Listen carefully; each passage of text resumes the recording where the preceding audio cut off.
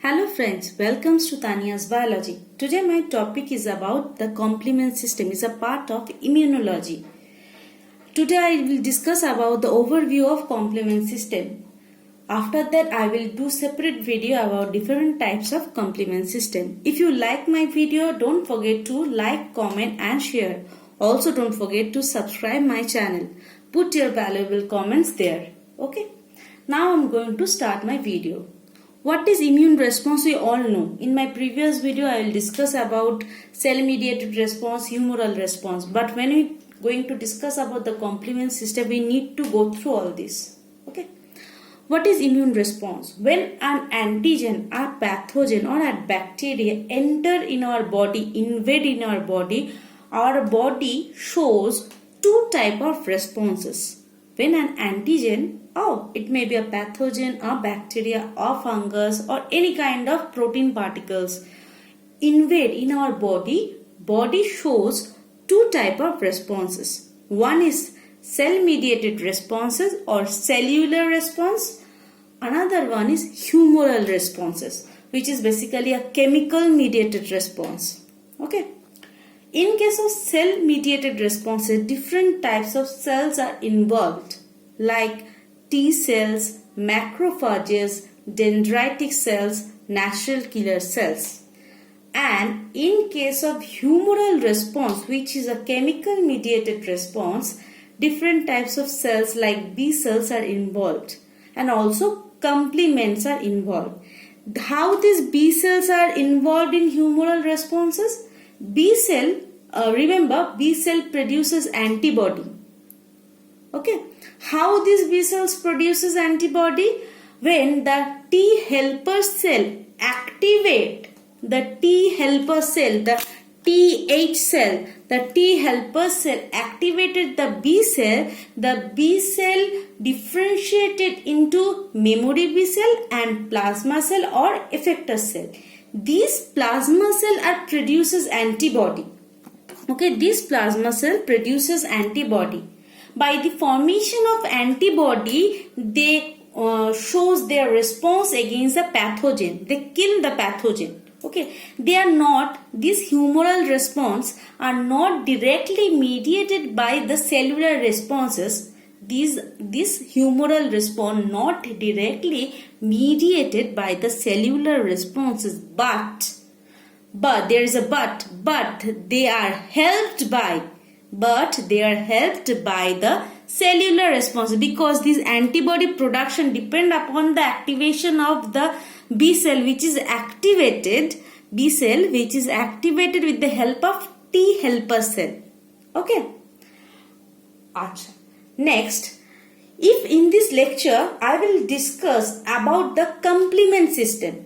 These are the complement system. These complement components are basically made up of protein. Mainly, they are made up of protein. Except protein, they are also made up of lipids, phospholipids, okay, polypeptides, and different types of chemical components. They are the small chemical components. Mostly, they are made up of protein. Okay. If we discuss about the complement component, there are different types. Chemical components are of different types. Okay. If we show complement component is denoted by C. Complement components are denoted by C. We need to know how they work, how they establish their responses against the antigen or pathogen. Okay. This C denoted the components of complement. This C is divided into different types like C1, C2, C3, C5 and so on. Okay. These complement components are divided into different types like C1, C2, C3, C5 and so on. These components are not the simple structure. They are very complicated protein structure. They are very complicated structure. Why they are very complicated structure? They are multi-domain in nature. That means this C1 is divided. Let me change the color. This C1 is divided into 3 subunit. This C1 is divided into 3 subunit like Q, R and S.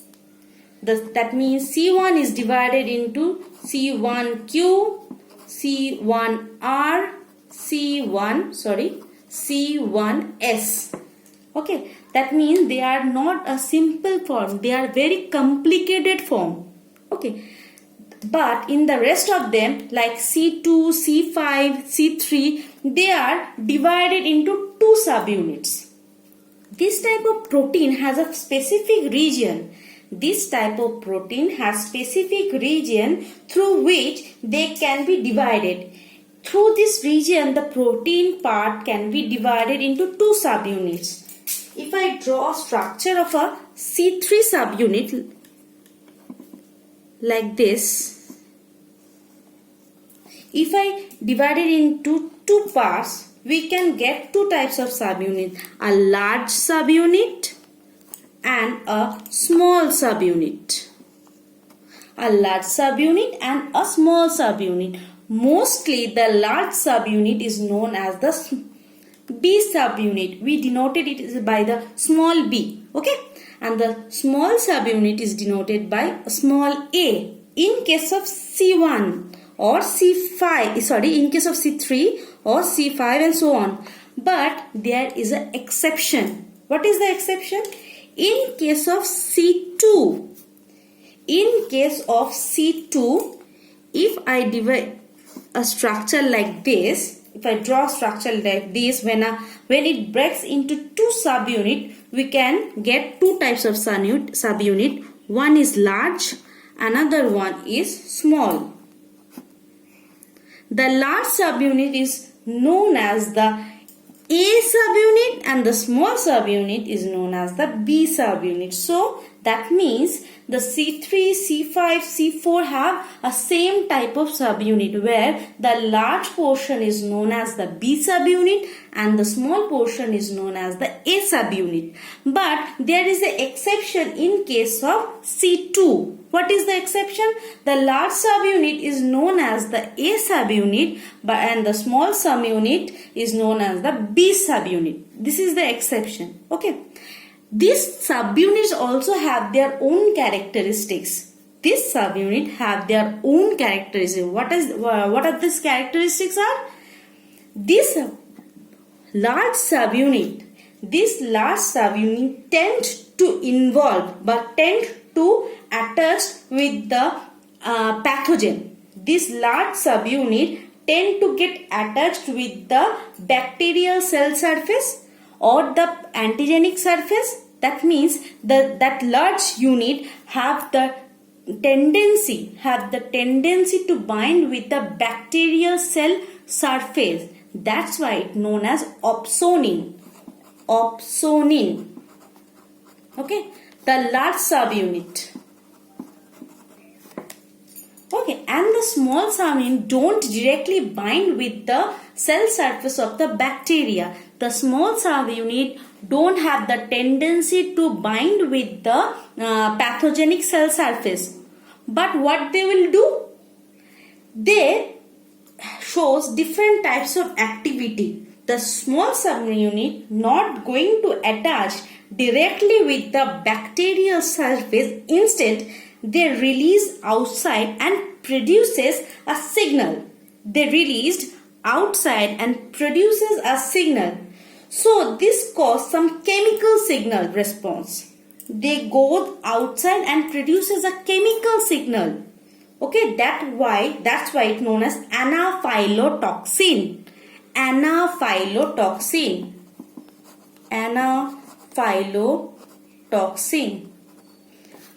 Okay, if I draw, this is a bacterial surface.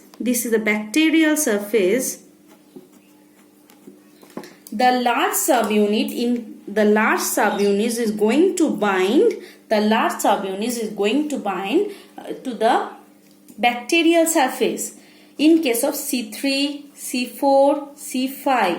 But what will happen in case of C2? There is another phenomenon because it is not same like a C3, C4 or C5. In case of C2, the large subunit, which is A subunit, is going to bind with the bacterial surface.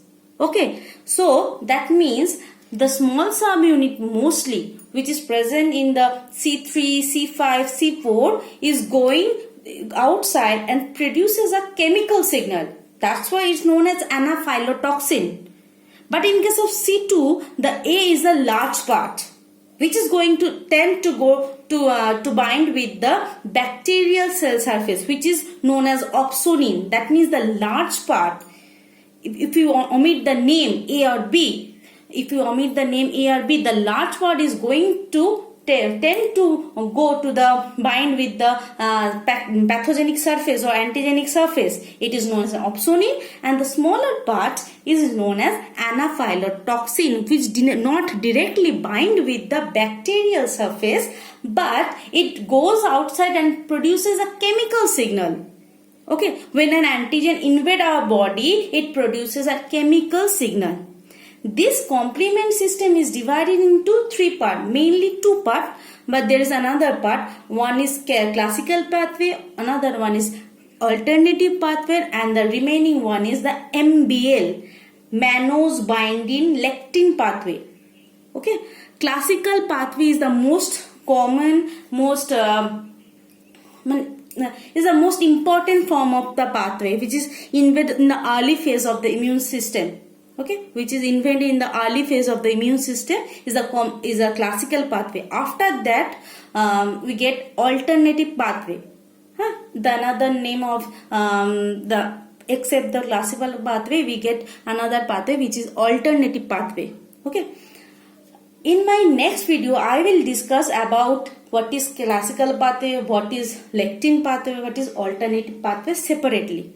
If you want to get all these pathways separately video, then you need to like my channel and click on the bell icon. Okay? Thank you.